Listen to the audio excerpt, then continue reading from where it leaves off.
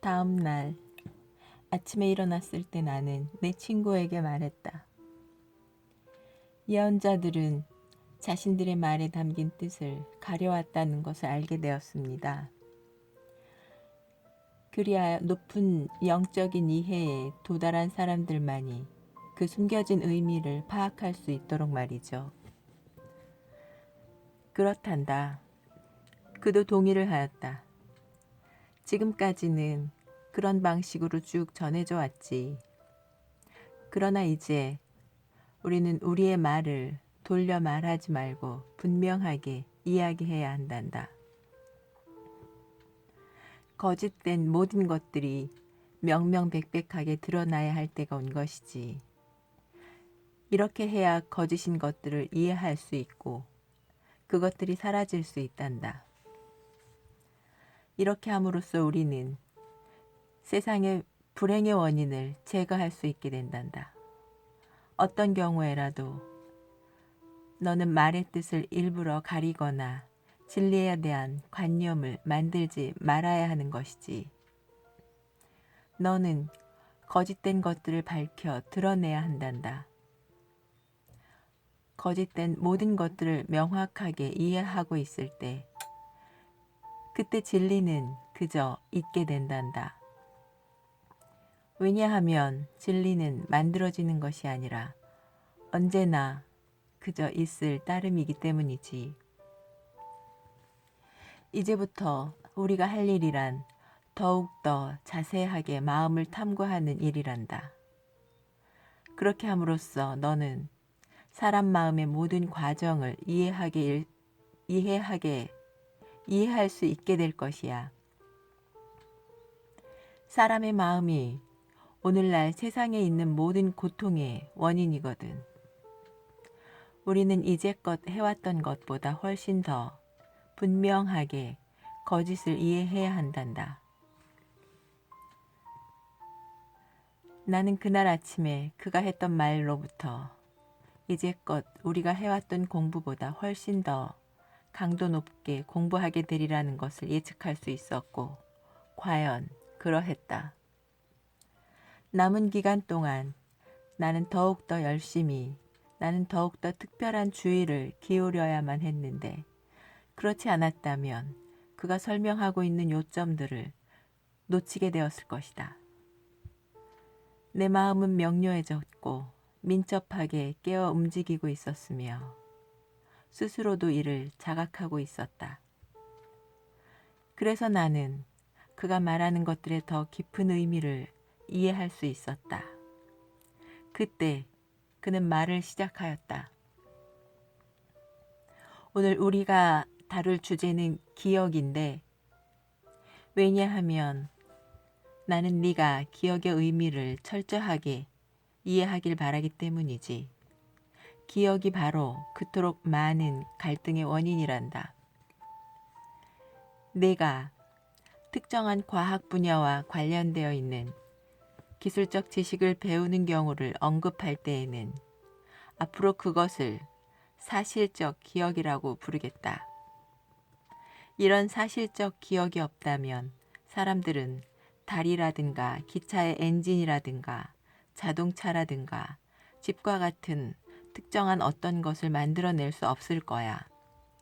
이런 종류의 기억은 사람들을 유쾌하게 하거나 불쾌하게 만드는 종류의 기억과는 완전히 다른 것이지. 만약에 어떤 이가 너에게 뭔가 언짢은 내용을 말했다 가정해보자. 다른 누군가는 너에게 뭔가 듣기 좋은 내용을 이야기했고 말이야. 그러면 너는 스스로의 반응에 사로잡히게 되지. 그때 네가 보이는 반응은 다시 기억이 되어 버리고 말 거야. 그때 네가 보이는 반응은 다시 기억이 되어 버리고 말 거야. 다음번에 너에게 언짢은 말을 했던 사람을 만나게 되면 너는 그때 불쾌했던 기억을 갖고 그를 만나게 되는 것이지. 그렇지 않은가? 그러면 그 순간 자네가 느끼게 될 감정은 지난날의 기억에 대한 반응이 될 것이고 말이야. 아마도 너는 분노를 느끼게 될 것이지. 또한 너는 듣기 좋은 말을 했던 사람을 만날 때에도 지난날의 기억을 가지고 만나게 될 것이야. 그러나 이때 너의 반응은 상당히 달라지지. 그럼에도 불구하고 거기에는 둘 다 기억이 작동하고 있는 것이란다. 그리고 앞으로 우리는 이것을 심리적 기억이라 부르자꾸나. 우리에게는 이처럼 두 가지 종류의 기억이 있단다. 하나는 사실적 기억 또는 사실에 대한 기억이라 부르는 것이고, 또 다른 하나는 심리적 기억으로서 우리는 이 기억 안에서 틀에 박힌 반응을 하게 되는데, 이 반응 역시 기억에 지나지 않아. 만약 네가 자신의 마음을 들여다본다면 자신이 유쾌한 기억들은 계속 붙잡으려 하고 불쾌한 기억들은 떨쳐내려고 한다는 것을 보게 될 것이야. 이런 식의 반응은 항상 일어나고 있으며 앞으로도 계속 이어질 거야. 높은 수준이든 낮은 수준이든 가릴 것 없이 마음은 곧 기억이며 기억은 곧 마음이며 마음과 기억은 실제 안에서 존재하지 않는다는 것을 네가 깨닫게 될 때까지 말이야. 이제 너는 심리적 기억이든 사실적 기억이든 가릴 것 없이 기억과 마음은 과거의 결과라는 것을 이해하기 시작하였단다. 기억과 마음의 기초는 과거이며 과거는 현재를 규정짓고 있는 상태란다. 너는 이제 이 점을 이해하게 되었지. 그렇지 않니? 이제 우리 이 사실을 매우 주의 깊게 살펴보도록 하자꾸나. 우리는 새로운 지금을 만날 때 오래된 것, 즉 기억에 반응을 하면서 만나고 있단다. 그렇게 되면 어떻게 되던가? 그렇게 되면 더 이상 그것은 새로운 그것이 아닌 게 되어버리고 과거에 의해 조건 지어져 오래된 것이 되어버리지 않은가? 시시각각 우리에게 오는 도전은 항상 새로운 것이란다. 그러나 새로운 그것을 경험하는 과정에서 우리는 그것은 오래된 것에 의해 제한을 받게 된단다. 이러한 상황에서는 새로운 그것은 결코 철저하게 깨달을 수 없게 되어버리지. 왜냐하면 너는 새로운 그것을 오래된 것의 반응으로 만나게 되고, 이렇게 함으로써 새로운 그것을 오래된 것으로 만들어버려 오래된 것들에 하나를 더하게 될 따름인 것이지. 이렇게 해서 너는 결코 새로운 것을 자유롭게 깨달을 수 없게 되어버리는 것이지. 왜냐하면 너의 경험은 과거에 의해 오래된 것들에 의해 틀에 집어넣어지고 있기 때문이지. 이제 네 마음을 들여다본다면 너는 자신이 새로운 것을 어떻게 만나는지 알게 될 것이야. 만약 자신의 마음이 종교적 편견이나 국가주의, 민족주의, 사상들로부터 묶여 있다면 결코 새로운 그것을 이해할 수 없단다. 왜냐하면 오래된 것들이 이해를 가로막는 장벽으로서 서 있기 때문이지. 그리고 기억이라는 장벽은 새로운 지금에 반응하면서 계속해서 스스로를 강화하고 있단다. 너도 곧 알게 되겠지만 이 모든 것들은 불완전한 경험이야. 그러므로 이 불완전한 경험은 언제나 의식의 표면으로 떠올라 너를 괴롭히고 있는 것이지. 이것이 바로 어떤 하나의 생각에 집중하고 있을 때 자신도 모르게 마찬가지로 불완전한 다른 모든 생각들을 억압하게 되는 이유인 것이지. 그렇다면 이 불완전한 경험은 왜 자신을 괴롭히게 되는 것인가? 왜냐하면 불완전한 경험이 곧 기억이기 때문이지. 그리고 기억이란 마음에 새겨진 인상인 것이고, 그러나 만약 네가 사태의 모든 진실을 이해하게 된다면 진리란 결코 기억이 될 수 없다는 것을 이해하게 될 것이란다. 왜냐하면 진리란 마음 너머에 있기 때문이지. 이 사실을 이해하고 있을 때라야 비로소 너는 완전한 경험을 하게 되는 것이란다. 왜냐하면 그때는 마음을 구성하고 있는 것들을 왜곡하지 않고 참되게 알아보기 때문인 것이지. 만약 자신의 기억이 새로운 것을 만나는 데 있어서 해석의 틀로서 사용된다면 새로운 그것은 곧 오래된 것으로 되어버릴 것임을 알아차리게 될 것이란다. 그렇지 않겠니? 네가 오래된 그것들, 즉 기억을 완전히 이해하지 못했을 때 너는 그 기억을 유지하기를 원하게 되지. 그렇지 않니? 사실상 너는 그 기억을 계속해서 갖고 있을 수밖에 없을 거야. 어떤 무엇인가에 대한 진리를 완전히 볼 때에만 비로소 그것에 대한 기억은 존재하지 않는다는 것을 너는 알게 될 것이야. 자, 이제 우리가 기억을 어떤 식으로 계속해서 키우고 있는지를 살펴보자꾸나. 너는 주문을 되풀이해서 말하고 책을 읽고 종교적 믿음과 사상과 자신의 마음을 혼란스럽게 하는 다른 모든 쓰레기 같은 지식들을 갖고 있지. 자, 그러면 새로운 것을 만날 때 어떻게 되겠니? 너는 오래된 기억들로서 새로운 지금을 만나고 있는 것이야. 이제 기억이 새로운 지금보다 더 중요하게 되어버린 것이지. 그렇지 않니? 나는 대답할 수 없었다. 내 혀는 어떤 말도 할 수 없었다. 그 순간 변혁이 일어나고 있었으며 그 순간 나는 전에는 결코 깨닫지 못했던 무엇을 이해하고 있었다.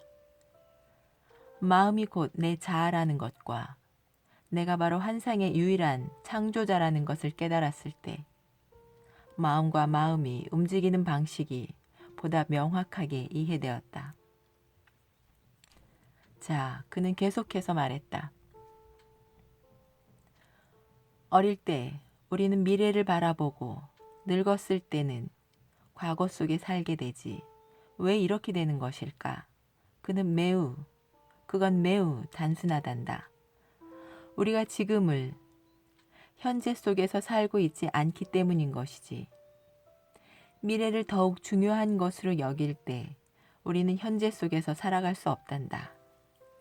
이 사실을 분명히 이해하게 될 때 너의 자아, 내 자아에 대한 완전한 이해가 들어서게 된단다. 그리고 내 자아를, 즉 내가 지금 정확히 무엇인지를 이해하는 데에는 기억이 필요하지 않단다. 기억이란 무엇인지를 내가 알고 있을 때라야 자신이 기억에 부여한 중요성은 사라져버리게 된단다. 만약 네가 주의 깊게 지켜본다면 새로운 생각, 새로운 느낌은 오직 마음이 기억에 사로잡히지 않을 때에만 찾아온다는 것을 알아차리게 될 거란다. 너에게 어떤 기억도 없다면 자신이 소유한 것들, 자신의 믿음, 자신의 종교, 자신의 민족성 등 더 이상 중요하지 않게 된단다. 그러므로 기억이란 자아를 강화시킬 따름이고 자아가 바로 갈등의 원인이지. 그렇기 때문에 너는 반드시 기억을 이해해야 하는 것이야. 그리고 네가 기억을 이해할 때 기억의 중요성은 사라져버리지. 그러나 만약 네가 기억이 어제, 오늘, 그리고 내일을 창조하고 있다는 것과 기억이 오늘과 내일의 형태를 빚어가고 있다는 것을 보게 된다면 현재와 미래 속으로 자신을 투사되고 있는 현재와 미래 속으로 자신을 투사되고 있는 것은 바로 과거라는 것을 알게 될 것이야. 왜냐하면 살아있는 현재가 아직 자신 안에서 깨달아지지 못했기 때문이지. 과거를 통해서, 기억을 통해서 영원한 그것, 알려지지 않은 그것을 도대체 어떻게 알 수 있다는 것이니. 그런데 이게 바로 소위 진리를 공부한다고 하는 사람들이 계속해서 하고자 시도하고 있는 일이란다. 그들은 기억을 통해서 실제를 알려고 노력하고 있는데 이것이 바로 그들이 늘 뭔가를 찾고는 있지만 결코 그것을 발견하지 못하는 이유란다. 네가 해야 할 일이란 바로 이런 식으로 자아, 곧 기억을 투사하는 것이 얼마나 허구적인지를 밝혀 드러내는 것이란다. 또한 이런 식으로 기억을 투사하는 것을 사람들을 실제라 가장하고 있지만 그것은 언제나 기억일 뿐이라는 것을 너는 사람들에게 보여주어야 하는 것이란다. 실제가 들어설 수 있는 것은 오직 네가, 즉 기억이 존재하기를 그쳤을 때라야 가능하단다. 기억을 통해서는 결코 실제를 깨달을 수 없다는 것을 이해하게 된다면 너는 이러한 심리적 기억이 자아를 유지시키고 있다는 것과 자아가 곧 실제가 나타나는 것을 방해하고 있다는 것을 이해하게 될 것이야. 이 사실을 네가 이해하게 될 때 거짓된 것들은 떨어져 나간단다. 그렇지. 기억은 삶을 무미건조하고 공허하게 만들어버리지. 바로 기억 때문에 우리는 갈등 속에서 살게 되는 것이거든. 이제 너는 심리적 기억이 실제를 깨닫는 데 방해가 된다는 것과 반면 사실에 대한 기억은 우리의 일상생활에 꼭 필요하다는 것을 알게 되었단다. 만약 사실에 대한 기억이 없다면 우리는 서로 대화조차 할 수 없을 것이야. 예, 나는 말했다. 이제야 기억이 무엇인지 그리고 기억은 무엇을 위해 있는지를 제가 반드시 이해해야 하는지를 알게 되었습니다. 기억의 모든 것을 이해하고 나면 그것은 더 이상 새로운 그것에 방해가 되지 않습니다. 새로운 그것이 언제나 새롭기 위해서는 어제의 기억을 통해서 반응을 해서는 안 되는 것입니다. 그렇지, 그는 대답했다. 이것을 이해하고 나면 실제, 곧 지혜는 네 안에서, 내 주위에서 일을 하게 될 것이야. 너는 자신에게 영적인 동반자에 대해 말하고 있지만 네가 영적인 동반자에 대해 이야기할 때 그것은 그저 영적인 동반자에 대한 개념에 지나지 않아. 네가 이 사실을 이해하고 있을 때 너는 그 개념에서 자유롭게 되는 것이고, 그렇지 않니? 이것이 자유이며 자유 안에서 실제가 존재하는 것이야. 이 말을 이해하겠니? 예, 나는 대답했다. 이제 정말로 이해했습니다. 이 말이 끝나자 그는 그의 법복을 걷어들고는 가버렸다. 홀로 남아서 이에 대해 스스로 공부하도록 나를 두고 자리를 피해 주신 것이다.